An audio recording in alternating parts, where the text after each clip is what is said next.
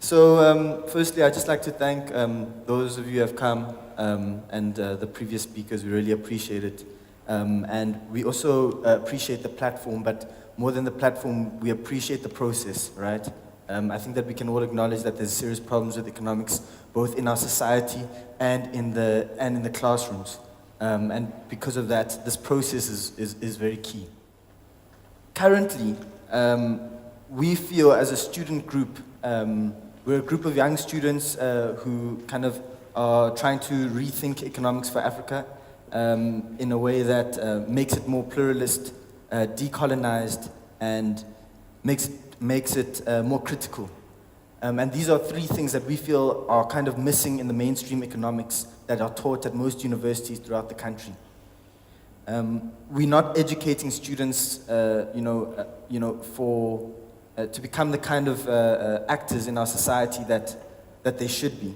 We're not creating the kind of ideal economists that can be game changers or that can understand the greatest societal impact. And if we were to think about how we focus this, I believe that we should be focusing it at thinking about an ideal student and what that ideal student can do and how that ideal student thinks, right? So imagine the student as being what we call Economist X, right? So Economist X understands the challenges that we face in the South African and African economy and has ideas for potential solutions. Economist X understands the many parts of the economy in a way that is rooted in our real experiences. Economist X is able to use statistical and mathematical tools as two of many other tools to solve problems and not as an end in themselves. Economist X can use qualitative and quantitative methods of solving problems. Economist X is exposed to many approaches of the economy, understanding the principles and applications of the many schools of thought, and when each are appropriate to use in understanding and solving problems. Economist X understands the economy exists in a world with gender, racial, and ecological imbalances.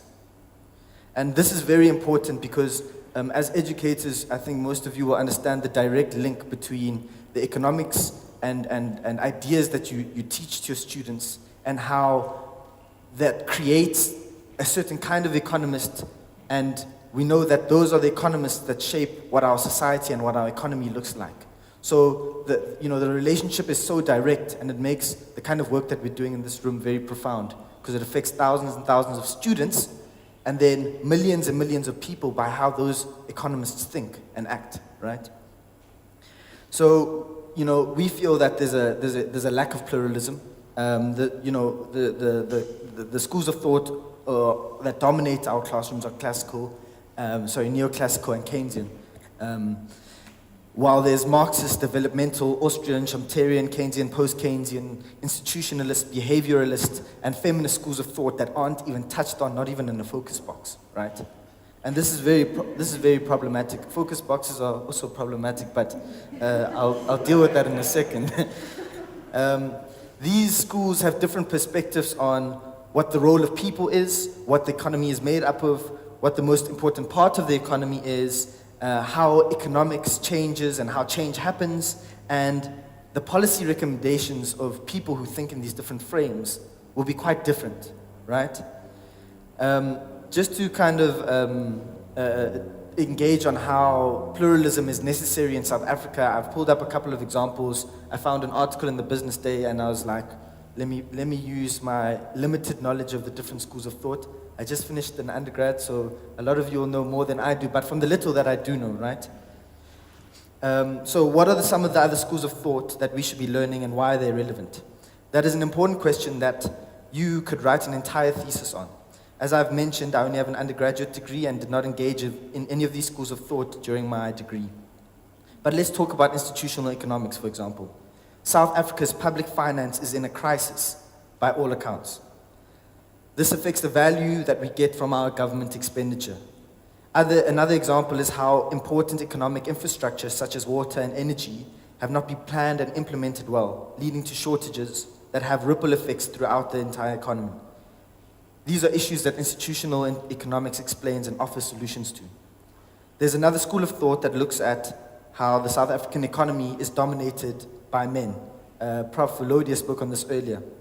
Patriarchal practices affect the workplace through things like gender wage pay gaps and socially enforced inaccessibility to the economy for women.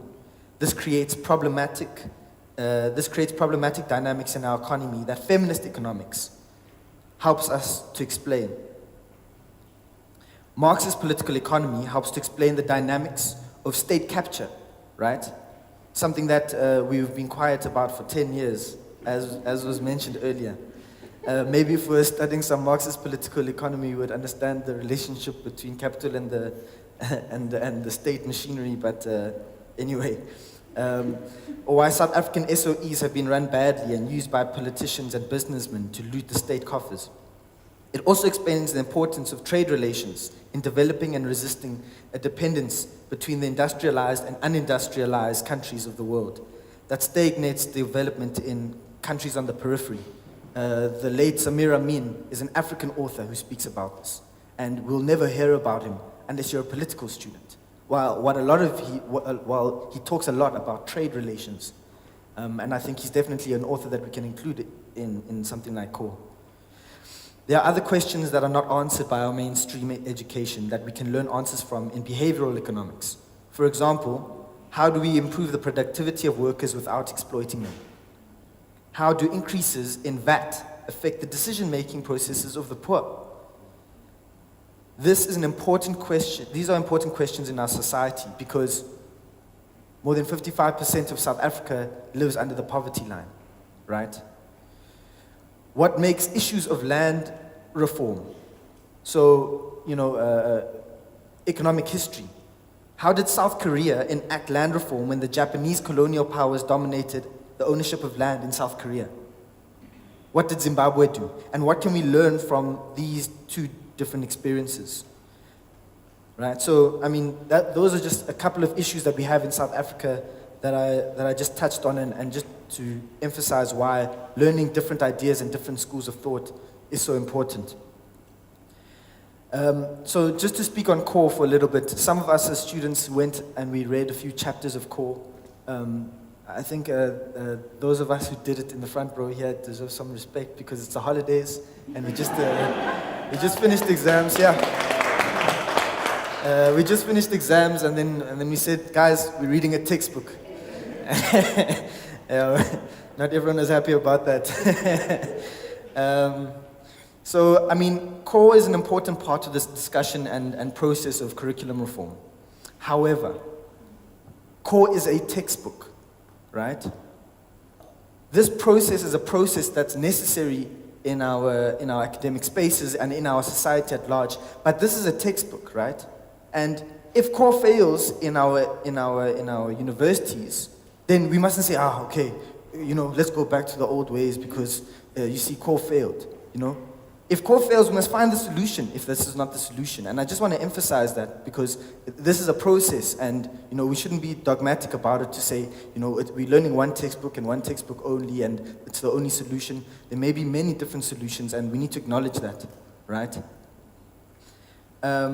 So we are clear as a student group about what we feel the curriculum needs, right? And those three things are decolonization, pluralism, and more critical thinking, right? And I'd just like to speak on that a little bit. So critical thinking speaks very much to the assumptions that we make and analyzing those. Even with the neoclassical that we learn, we don't really go into the assumptions that are made that are problematic. So if we use a new textbook and there's assumptions made, I think that in every classroom there needs to be that engagement on those assumptions and what they mean and what alternative assumptions they could be, just to show that there's a discussion to be had, right? And it's not gospel. And then I just want to speak on what we mean by a colonized education. There's many different people who think many different things on this, and I just want to outline kind of a basic framework, right? It has a lot to do with what we learn, how we learn, and who teaches it. And it's not just about, the symbolism, although the symbolism is important. We are still on, Wits is on number 1 Jan Smuts Avenue. and that's still problematic, but we're not just talking about that, right? We're talking about the content, right? And how we don't learn things that are contextualized in South Africa. It doesn't make sense at all that we are in the country with the highest inequality in the entire world, and we haven't had a single lecture dedicated to saying, guys, let's talk about our biggest problem in South Africa. I don't understand it, and I think that is something that reflects the colonized education. Another thing that reflects the colonized education is things like, just taking models and taking ideas from the West simply because it's taught in the West. I always tell this story about how in second year we were taught the labor market, and the labor market didn't make sense the way it was taught in the neoclassical. And I went to my second year course coordinator at the time, and I said, ma'am, what's going on here? This doesn't make sense. And I didn't really understand the solution, but I knew that this wasn't real, right? It just doesn't make sense. So, I said, these are my problems with it. These are my critiques. And she said, firstly, you're right. And I was like, oh, wow. And secondly, and it was so disturbing that I'm glad she was honest, but the second thing she said was that, look, we have to teach this because it's being taught in the West. It's being taught at Oxford. It's being taught in the US. And what if one of you go do your master's or PhD there, you'll be behind on the subject matter. And it was the most frustrating thing because, most students don't go on to that level, firstly. And secondly, I don't care what they're teaching at Oxford if it doesn't apply to me being able to solve my problems in my country, right? It's the most arbitrary thing. So we definitely need to be learning things that we can apply and models that can assist us societally. And then I think the last point on decolonized education is who teaches your education, right? I read a textbook in international political economy written by an author at Stellenbosch University, and the undertones were so present, right? And a lot of the time, a first or second year might not grasp those undertones, right? And then it just becomes some kind of implicit understandings, right? There are people in South Africa who are lecturers and professors who still believe that apartheid was a good thing. There's lecturers in South Africa that believe that slavery was an economic imperative, right?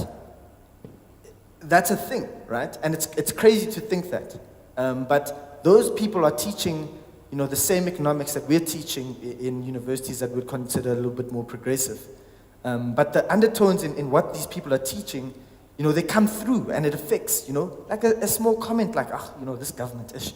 Like those things, those kind of, assumptions about race, come through and it affects the way that we think, So I just think that what we teach, who teaches it, and how it's taught is all very important in this discourse, right?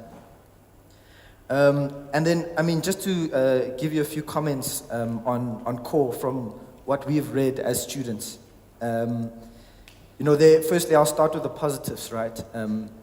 The positives, I think some are that core moves towards a historical kind of narrative, which is amazing.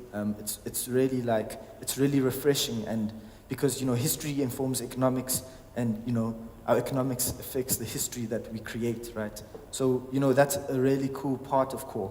And there's acknowledgement of other theories, which is also quite nice, and it's a step. There's also inclusion of real world examples, which is great, and the inclusion of data, as Kenneth was speaking about, it's amazing. And in other ways, core is also very easy to read. It just flows very nicely. You can read it in bed.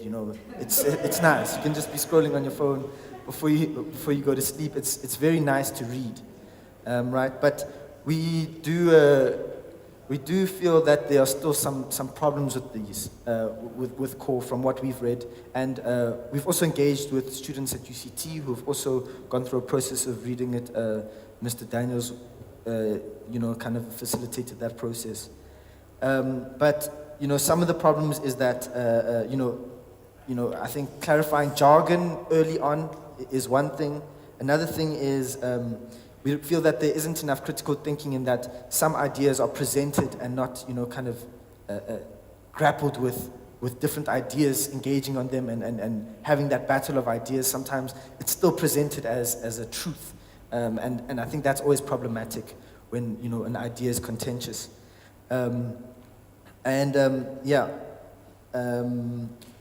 The third problem, I think, is from an epistemological point of view. And we feel like from that perspective, there isn't enough pluralism. It's a lot of like focus box things.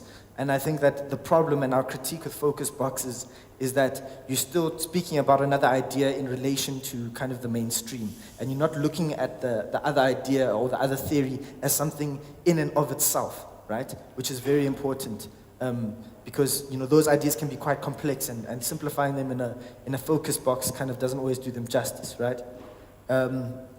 And the fourth problem we feel is that core is still very much a colonized textbook in three ways.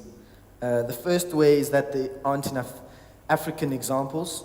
There aren't enough theories by Africans. There's already in our curriculum we don't learn a single black author, not even one black author, right? And we call ourselves an African university. We don't learn a single African author, black or white either, And this is very problematic, I feel, because a lot of the knowledge creation process must be organic to your lived experience, and when you don't have African authors, you kind of miss out on that. And then the other problem, I think, is that the historical narrative is great, it's awesome, and it's a real solid step.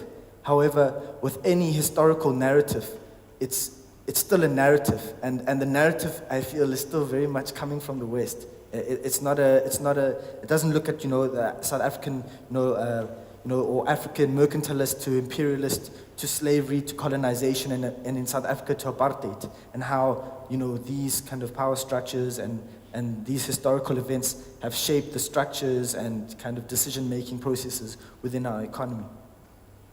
And then the third one is not enough applicability to South Africa, as this one is being applied to South Africa.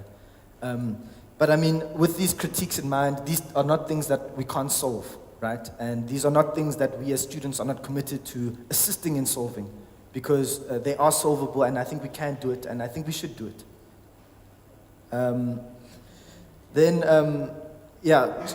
I think I'm nearly done. I think outside of core, we also support moves for changes in economics degrees in the structure of it. I think sometimes we want to teach the person who's going to do policy, the person who's going to be a data analyst, and the person who's going to work in the bank with the exact same kind of periphery skills. And I think that that's also something that needs to be engaged. So in closing, we support curriculum reform. We believe that there's major challenges with core that need to be addressed. And we think that there's solid, tangible actions that can be taken to do this. This work is incredibly important, and it is exciting. We have the opportunity to mold your Economist X out of every university graduate. Thank you.